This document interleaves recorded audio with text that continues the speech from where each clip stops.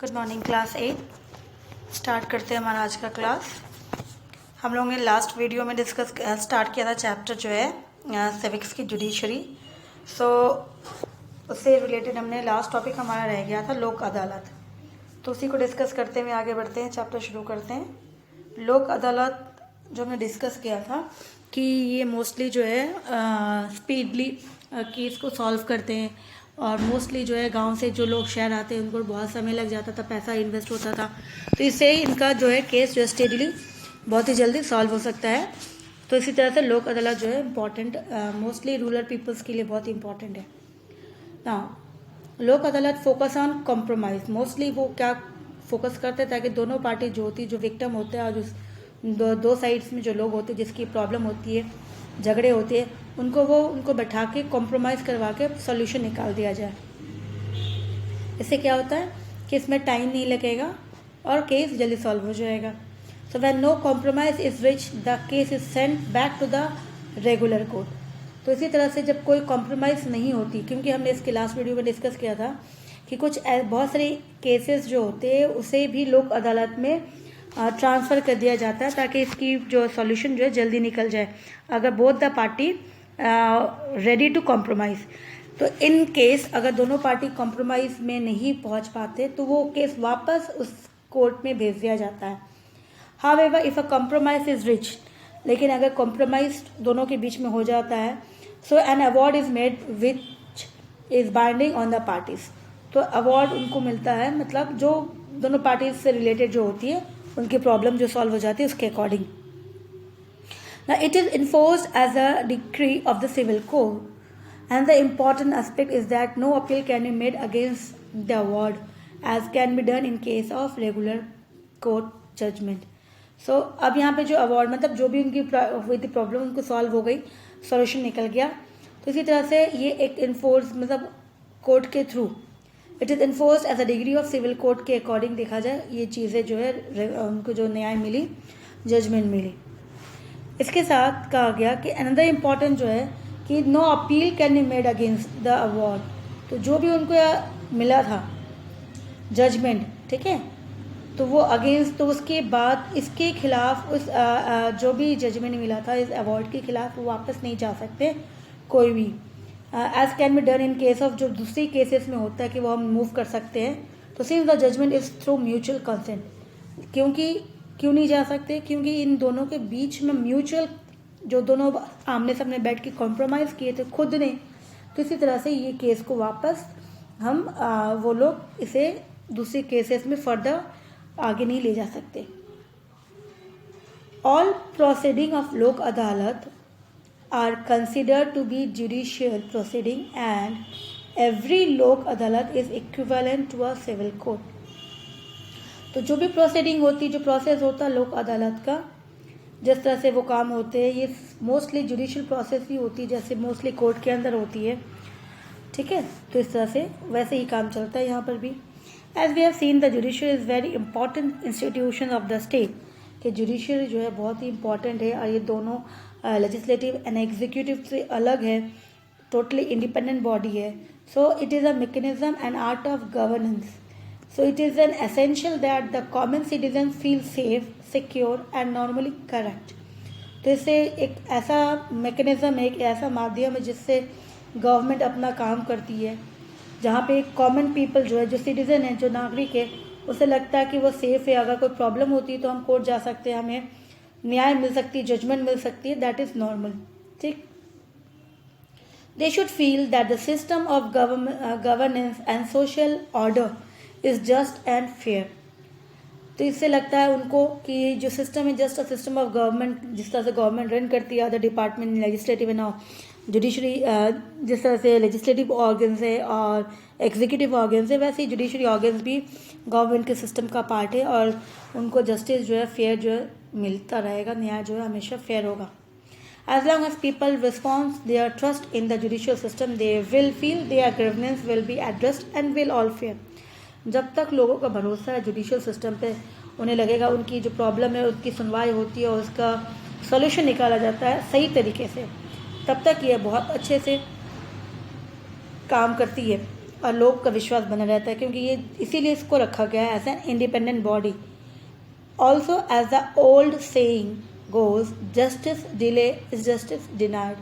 ये कहावत भी है कि अगर न्याय जो है समय लगता है, लेकिन जब न्याय मिलती है तो न्याय सही मिलती है. तो ये कहावत सही है. Waiting for justice for years together makes the miserable for the aggrieved citizens. तो कभी कभी इतने लंबे समय में वेट करना पड़ता है जस्टिस के लिए, तो लाइफ जो है लोकल कॉमन पीपल होता है वो बहुत मिजरेबल हो जाता है, बहुत ही ज़्यादा. However, despite the many drawbacks, जो भी ड्रॉबैक्स होती है, जो भी इसकी नेगेटिव पॉइंट्स है एंड ऑब्स्टिकल्स, रुकावट आती है, the Indian judicial system has stood the test of time and proved to be progressive and just and fair. तो भले रास्ते में कितनी भी रुकावट क्यों ना आए, कितने भी ऑब्स्टिकल्स क्यों ना आए, लेकिन फिर भी इंडियन जुडिशियल सिस्टम जो है वो आगे बढ़ती गई रास्ते में और कभी रुकी नहीं, जिसके कारण प्रोग्रेसिव और जस्ट एंड फेयर. तो जो भी न्याय है वो सही सही उन्होंने फेयर में किया है. Now let us understand what we mean by appellate system by tracking a case. Appellate cases है यहाँ जो हमने डिस्कस किया था. appellate मीन्स जब लोअर कोर्ट से अपर कोर्ट के लिए अप्लाई करते हैं, इसको हम appellate cases कहते हैं. तो एक एग्जाम्पल है किस तरह से हम appellate cases यहाँ पे स्टडी करते हैं कि दिल्ली एडमिनिस्ट्रेशंस. तो ये ट्रैकिंग केसेस है, स्टेट गवर्नमेंट है versus Lakshman Kumar and others. तो वन साइड में स्टेट है, दैट वाज दिल्ली गवर्नमेंट है, और दूसरे साइड्स में लक्ष्मण कुमार और अदर्स और भी लोग हैं, from the lower court to the supreme Court. तो ये केस जो है लोअर कोर्ट से सुप्रीम कोर्ट तक गई, और ये कब की बात है? 1985 की बात है. In February 1980 Lakshman Kumar married 20 years old Sudha Goyal. तो ये लक्ष्मण कुमार, उसकी शादी हुई थी, मैरिड 20 years old जब वो था. किसके साथ हुई थी? सुधा गोयल के साथ. And they lived in a flat in Delhi. और उसके बाद उन्होंने दिल्ली में शिफ्ट के फ्लैट में रहने लगे with Laxman's brother and their families. तो लक्ष्मण के भाई और उसकी फैमिली के साथ. On 2 December 1980 Sudha died in hospital due to burn. तो ऑन 2 December जो है सुधा, उसकी वाइफ जो थी लक्ष्मण कुमार की, she died in a hospital due to burn. जलन, उन वो जैसे जल जाते हैं तो उसकी जलने के कारण उनकी डेथ हो गई. Her family file a case in the court. तो इसका मतलब कि वो जली कैसे? तो जो सुधा की फैमिली थे उन्होंने क्या किया? केस फाइल किया. Her family file a case in court when this case was heard in the trial court. तो उसके बाद जब ये केस ट्रायल कोर्ट में गया, 4 of her neighbor were called in as witness. तो उसके 4 जो पड़ोसी थे उनको बुलाया गया विटनेस के लिए, ताकि बताया कि एक्चुअली इंसिडेंट प्रॉब्लम क्या हुआ क्या था. They stated that on the night of December 1st they had heard Sudha scream and had forced their way into the Lakshman's flat. तो उन्होंने कहा कि ऑन 1 December जो था उन्होंने सुधा को चिल्लाते हुए सुना था, जिसके कारण वो लोग जो थे फ्लैट में गए लक्ष्मण के. There they saw Sudha standing with her sari in flames. और वहाँ पे जाके देखा कि सुधा जो थे उसकी साड़ी में आग लग गई है. They exhausted their fire by wrapping Sudha in a gunny bag and a blanket. तो उन्होंने कहा कि हम लोग ने फिर क्या किया, उन्हें फटाफट जो है आग बुझाने के लिए जो भी बैग थी, रैग बैग थी जो होती है, जूट बैग्स और ब्लैंकेट्स थे, उससे उसको कवर करने की कोशिश की. सुधा टोल्ड देम दैट हर. और सुधा ने तब जलते जलते जो उनको पेन हो रही थी उन्होंने कहा कि mother in law Shakuntala had poured kerosene oil on her and that her husband Lakshman had lit the fire. तो सुधा ने उनको कहा कि उनकी जो मदर इन लॉ थी, जो उनकी सासू माँ थी, उन्होंने केरोसिन डाला उनके ऊपर, और उसका जो हस्बैंड था लक्ष्मण, उसने आग लगा दी. So during the trial, member of the Sudha family and our neighbors, तो सुधा फैमिली और उसके जो नेबर्स पड़ोसी आए थे, जिसने कहा ये सारा state that Sudha had been subjected to torture by her in-laws and they were demanding more cash, a scooter and a fridge on the birth of their first child. तो इस तरह से जब वो सुधा जो भी थी तो उन्होंने कहा कि सुधा के ऊपर टॉर्चर होता था बहुत ज़्यादा उनके ऊपर, उनके इन लॉज, उनके ससुर वाले जो थे। और उनका जब पहला बच्चा हुआ था तो उन्होंने कहा था कि उनको कैश चाहिए, पैसे चाहिए, स्कूटर चाहिए, फ्रिज चाहिए। इस तरह उन्होंने उनके पेरेंट्स से डिमांड किया था। As part of their defence, Lakshman and their mother stated that Sudha Sari had accidentally caught fire while she was heating milk. अपनी बचाव में लक्ष्मण और उसकी मदर जो थी उन्होंने क्या किया, कोर्ट में कहा कि सुधा की जो साड़ी थी वो अपने आप आग लग गई जब वो दूध गर्म कर रही थी। So on the basis of this and other evidence, तो इसके जो बातचीत हुई, इसकी एविडेंस जो भी मिला, the trial court convicted Lakshman and his mother Shakuntala and her brother in law Subhash Chandra and sentence all three of them to death. तो इनके जो बातचीत के कारण जो भी इनको सबूत मिला, तो कोर्ट ने क्या किया, शकुंतला उसकी माता और उसके भाई जो था ब्रदर इन लॉ, ठीक है, लक्ष्मण, इन तीनों को सेंटेंस दिया, डेथ सेंटेंस, मौत की सज़ा घोषित कर दी कोर्ट ने, ट्रायल कोर्ट ने। So in November 1983 the three accuse went to High Court. फिर ये लोग कहाँ चले गए, 83 में। ये इंसिडेंट 80 का था, तो मतलब 80 से 93, मतलब इतना लंबा केस चलता गया। और 83 में इन लोगों ने क्या किया, अपील कर दी हाई कोर्ट में। ट्रायल कोर्ट से उन्होंने अपील की हाई कोर्ट में अगेंस्ट द वर्डिक्ट। जो भी वर्डिक्ट दिया था ट्रायल कोर्ट ने उनको डेथ सेंटेंस दी थी, उसके खिलाफ उन्होंने हाई कोर्ट में अपील की। The High Court after hearing the argument of all the lawyers decided that Sudha has died due to an accident, fire caused and acquitted all the three. तो High Court ने क्या किया, पूरी hearing सुनने के बाद लॉयर्स की, उनको लगा कि सुधा को सचमुच अपने आप ही आग लग गई एक्सीडेंटली, और उन्होंने तीनों को रिहा कर दिया, तीनों को छोड़ दिया। Now you may remember the photo essay of the women's movement in your class 7th books. Now you have read about how in 1980s women's groups across the country spoke out against dowry death. ये चीज़ें हम लोग mostly last class में, उसकी पहले class में ये system हमने पढ़ा हुआ है थोड़ा बहुत, कि किस तरह से women's movement, women's right, they fight for their rights. So they protested against the failure of court to bring the case to the justice, कि किस तरह से उन लोग डिमांड करते कि किस तरह से जो है कोर्ट जो फेल, अपनी डिसीजन सही से नहीं ले सकते, जस्टिस नहीं दे सकते। So the above High Court judgement deeply troubled women's and they had demonstrated and filed a separate appeal against the High Court against in the supreme Court through the Indian federation of humans lawyers. तो इसी तरह से high court के judgement को वापस से उन लोगों ने, इवन वुमेन्स फेडरेशन ने मिलके इनको हाई कोर्ट के खिलाफ उन्होंने सुप्रीम कोर्ट में केस फाइल कर दी। सो इन 1985, तो अब 83 से 95 आ गया, तो सोच लो 5 years पास हो गया। The supreme Court had this appeal against the acquitted और Laxman and the member of the family. इनके वापस सुप्रीम कोर्ट ने इनकी केस सुनी, इनकी क्वेरी सुनी। Supreme Court heard the argument of the lawyers and reached the decision that was different from that of the High Court. और Supreme Court ने जो डिसीजन लिया वो टोटल हाई कोर्ट से अलग था। They found Lakshman and his mother guilty, कि उसकी जो लक्ष्मण था और उसकी जो मदर थी वो गिल्टी है, और उसका भाई जो था brother in law Subhash, because they did not have enough evidence against him, क्योंकि सुभाष के बारे में कुछ एविडेंस था ही नहीं, प्रूव नहीं कर सके कि सुभाष भी इन्वॉल्व था उसके अंदर। So the supreme court decided to send the accused prison for life. तो इसी तरह से सुभाष को जेल भेज दिया गया।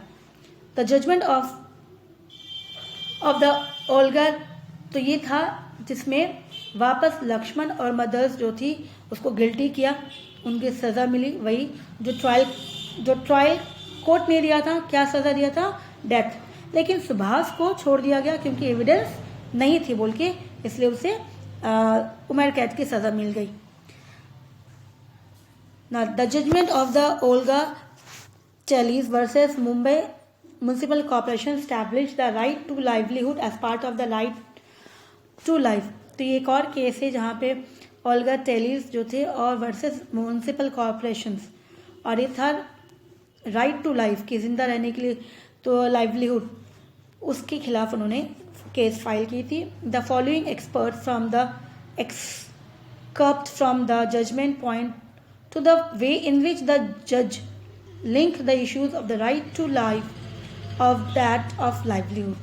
तो ये मोस्टली जो केस थी वो थी राइट टू लिव, कि हमें ज़िंदा रहने के अधिकार है, हम लाइवलीहुड हम जीना चाहते हैं. So the sweep of the life, the sweep of the right to live confirmed by Articles 21 is wide and far-reaching. Life means something more than more merry animals exist. It does not mean merely that life cannot be extinguished or taken away, as for example by the imposition and execution of the death sentence, except according to procedures established by law. That is but one except of the right to live. तो यहाँ पे जो था sweep, जो वो mostly जो था cases कि किसी की ज़िंदगी जो है आसान नहीं है, ज़िंदा उसको आप उसकी जान ले सको, ये तो अलग चीज़ है. कि जो जजमेंट मिलती है उसकी लिया जाता है क्योंकि उसको सज़ा मिलती है, वो अलग चीज़ हो जाती है. लेकिन कोई इंसान दूसरे इंसान की लाइफ जो है वो नहीं ले सकता, ये बहुत बड़ी बात हो जाती है. So an equality important facts of that right is a right to livelihood, कि जिंदा रहने का अधिकार सभी को है, कोई किसी से उसके अधिकार ये छीन नहीं सकता. Person, because no person can live without the meaning of living, क्योंकि जिंदा मतलब आप जिंदा हो, आपकी मीनिंग्स कुछ है. That is what is the meaning of livelihood. तो इस तरह से ये अलग थी. अब यहाँ पे था the victim of a person from a pavement और slums will inevitably lead to the deprivation of his means of livelihood and is a proportion which does not have to be established in each individual case. तो वो जो था वह slums area से related था, क्योंकि municipal corporation slums area जो mostly होता है म्यूनसिपल कॉर्पोरेशन के अंदर में आ जाता है वो एरिया, तो वो तोड़ फोड़ देती, झुग्गियाँ होती है, स्लम्स एरिया होता है. तो इसी तरह से that the people they are living on that particular area, तो उनसे आप उनके रहने की जगह उनसे छीन नहीं सकते, जिंदा रहने के लिए जो भी दिया गया उनको. So in the present case, that fact constituting empirical evidence justify that the conclusion that the petitioners live in slums. तो इससे ये था कि जो petitioner जिसने पेपर फाइल किया था केस, वो slums एरिया में रहता था, and on pavement of a footpath में, because they had no small jobs to nurse in the city and for them there is nowhere else to live. तो इस तरह से वो लोग जो थे मोस्टली स्मॉल जॉब था जिसमें वो लोग टू नर्स द सिटीज़ को साफ़ सुथरा करना, इस तरह से ये काम था. उनके पास और कोई जगह नहीं था रहने के लिए, तो वो स्लम्स एरिया में फुटपाथ पे रहते थे. तो दे चूज़ अ पेवमेंट, तो उन्होंने रास्ते में जो साइड में फुटपाथ होती है वहाँ पे उन्होंने रहने के लिए चूज़ किया था. दिन भर काम करते, रात में वहाँ सो जाते थे. सो in the vicinities of their place of work and to lose the pavement or the slums is to lose their job. तो इसका मतलब अगर उनसे रहने की जगह छीन लिया जाए, म्यूनसिपल कॉर्पोरेशन ने उनसे वो पेवमेंट छीन लिया गया कि वहाँ नहीं रह सकते, वहाँ पे वो सो नहीं सकते, तो अगर वो वहाँ नहीं रह सकते तो फिर उसका मतलब उनके हाथ से जॉब भी चला जाएगा. So the conclusion therefore is that evictions of the petitioners will lead to deprivation of the livelihood and consequently to the deprivation of life. कि अगर आप जिंदा रहने के लिए काम चाहिए, खाना चाहिए, अगर तो वो रहने के लिए जगह छिन गया तो मतलब काम भी छिन गया. तो इसी तरह से ये केसेस भी है जहाँ पर उन्होंने केस फाइल की थी. तो ये चीज़ें भी बहुत इंपॉर्टेंट थी कि इंसान को ज़िंदा रहने के लिए काम और रहने के लिए जगह दोनों चाहिए, ये इम्पॉर्टेंट है. तो लाइवलीहुड, तो ये जुडिशल डिपार्टमेंट से लेकर जो जुडिशल्स वाले चैप्टर से रिलेटेड क्वेश्चंस और इसके एग्जांपल्स थे. मोस्टली चैप्टर्स जो है आपका कंप्लीट हो गया है, ठीक है. तो इसके मोस्टली 2 ही वीडियो है इस चैप्टर के, चैप्टर्स कंप्लीट हो गए हैं और we will start the new chapters next day. Thank you.